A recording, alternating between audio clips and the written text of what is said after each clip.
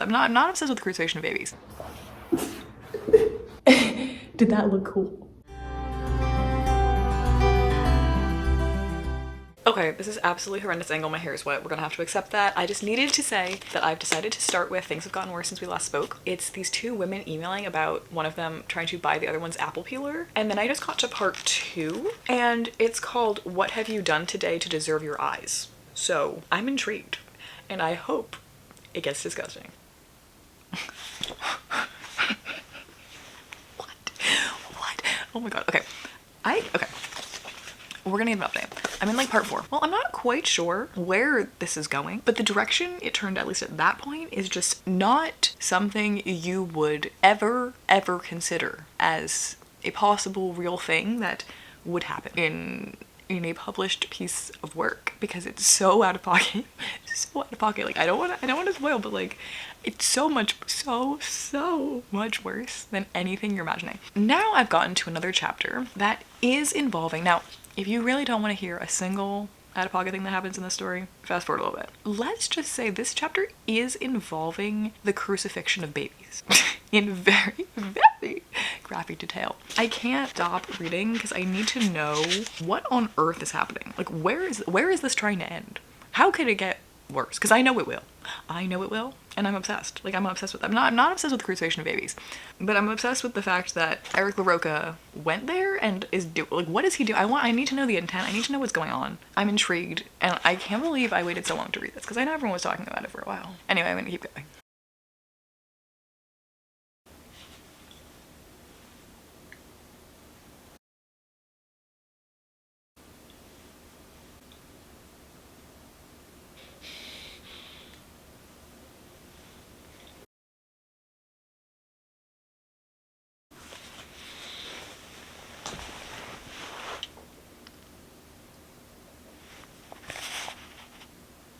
If you've read My Best Friend's Exorcism and you read the tapeworm dog chapter, was this worse?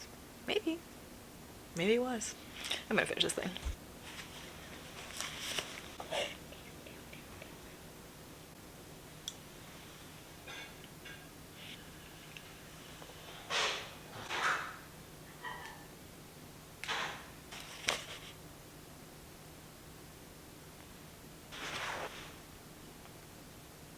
Let me take you upstairs so I can give proper thoughts. Okay, so I have finished Things Have Gotten Worse Since We Last Spoke by Eric LaRocca. 5 stars. So easily 5 stars. I'm always looking for a horror book or novella that is actually foul and disgusting and terrifying. And sometimes they're hard to find. If you like, though, the narrative weirdness of, a moment, A House at the Bottom of the Lake by Josh Melleran, because this is the blueprint. This is what got me started in this domain, right? This book, it is like starts off as a romance and then becomes like just like weird connection between two people, and then descends into like trauma. Not like the character trauma, like you will be traumatized is what I mean. Is that, but like so much worse. So much worse, but so good. Here are my thoughts. Do I have thoughts? It kind of reminded me of Monstrilio, which I just read recently, which similar vibes of like the doing horrific things in order to be a mother again, and like weird monsters, gross body horror, meat things. I just really like books that explore like horror books that explore motherhood stuff, like The Push by Ashley Audrey. And also that one is like, there's no gore or anything, it's just like same weird twisted mind of mother things. There's just a lot to unpack with this one, and it was really good. I don't know, I'm gonna keep thinking about it a lot. I think Eric LaRocca, like I'm just excited to read more from him. Anyway, that was my abridged summary of what I just experienced, and I'm really excited to get into whatever I decide to read next. I decided I wanted to learn how to helicopter roll. This is my attempt. I just watched a video. You have to get onto your shoulder. Did that look cool? I'm not letting myself stop this video to like do it right. Come on, just gotta do it once. Just gotta do it once. One time correctly.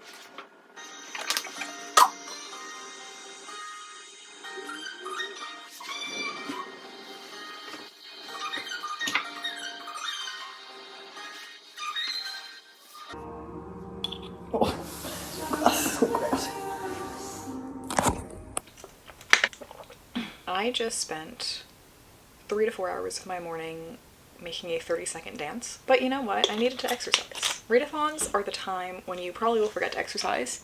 So if you do, maybe have a dance session. That being said, I also came on here to update that I've been horrible at updating, and that is actually now day 4 of Summerween. But don't worry, the bad news is that I didn't update in a while, but the good news is that I did read an entire book. I read an entire 600-page book, although obviously there's pictures. So Uzumaki was my second read for Summerween. It fills the prompt of a manga or graphic novel. It also sort of maybe arguably takes place in the fall because it's like during the school year, but I'm not going to count it because the next book I'm going to read definitely takes place in the fall. So this one I'm only counting for manga. This was my first Junji Ito book, and I know that he's like really popular and really famous. Only does horror manga or specializes in it, not sure. This is the one that like I've seen everywhere. I've seen Gabby read it, I've seen Katie Colson read it, I've seen everyone reading it, and all I knew going in was that it had to do with spirals. I really enjoyed this work. I think it was a little bit long for its liking, especially because it's so episodic for the first half. It's kind of like the Twilight Zone, where each chapter is its own horrific little story, but the difference is that it does follow the same kind of main couple throughout all of these stories. Each chapter is kind of its own little horror story, even though they're happening in successive order